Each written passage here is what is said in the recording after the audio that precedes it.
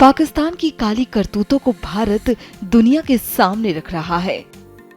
Operation सिंदूर में भारत के पराक्रम को भारत के राजनेता दुनिया में बता रहे हैं।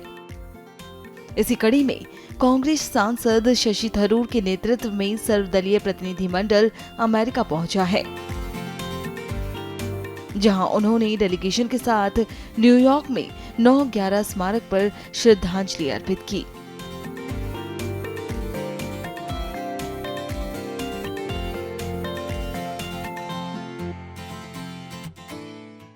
So we are here, we've just arrived from India, today in fact this afternoon, and our very first stop has been to this moving September 11 memorial. I was in New York myself on 9/11, and I still remember vividly the experience of the horror of that day. I remember going on CNN that evening, international, and saying that we are all New Yorkers now. And it's a reminder of the solidarity that all people around the world feel in the face of terrorism. The solidarity that we are here to express today with the victims who span so many different nationalities, Americans and Indians and so many others were victims of 9/11, is a reminder, sadly, that we ourselves in India have been subject to the same wounds that you are seeing the scars of today in this very moving memorial. So we have come in a spirit of solidarity. We have come at the same time on a mission. We are traveling to 5 countries. We will be back in the US at the end of a journey that will take us to Guyana, Panama, Colombia and Brazil before we return to Washington.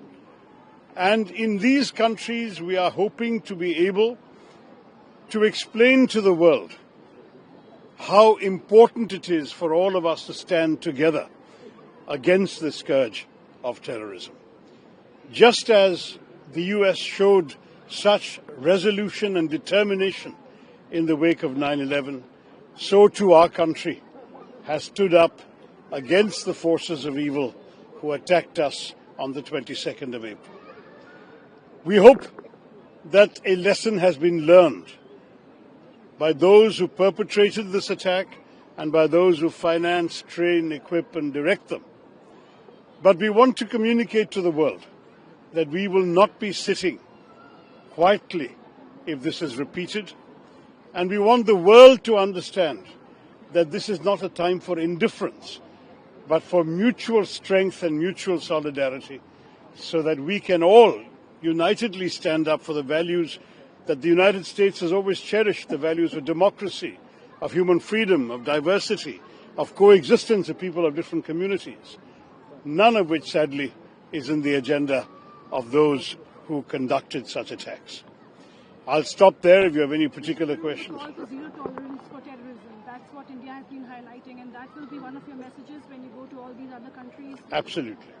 And also, you mentioned the perpetrators need to be brought to justice, and those who provide safe havens to these terrorist organizations, Pakistan, there has to be accountability. So, can you share? Well, I mean, the problem with the Pakistani behavior is that we have seen this now for almost 4 decades.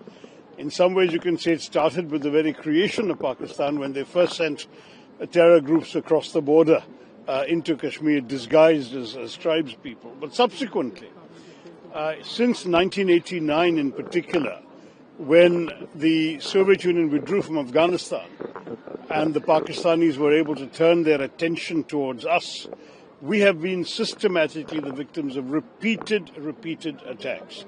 It's not 1 or 2. If you take small attacks into account, then we're looking at a couple of dozen attacks almost every year. If you take the major attacks, where the victims, the civilian and other victims, are at least in 2 figures, we're easily talking about 25 major attacks in this century alone. So that we are not just sitting around allowing this to keep on happening to us. We would much rather not have to deal with this problem. We would much rather focus on our own growth, our own development. India has a great adventure in bringing its people into the 21st century, willing and able to take advantage of all the opportunities that this century offers for economic development, prosperity, high technology, and international cooperation. But if that is going to be thwarted or attempted to be thwarted by malign people with weapons, then we will answer them in kind. And that is also part of our message. Yes, perpetrators of terror should indeed be brought to justice, and we are not going to stop our hunt for those who did this latest atrocity. But we need to think about where these people are based, where they have safe havens, where they are trained, equipped, financed, guided, armed, and often directly directed to perpetrate these horrors. And they too should be accountable for what they have been doing.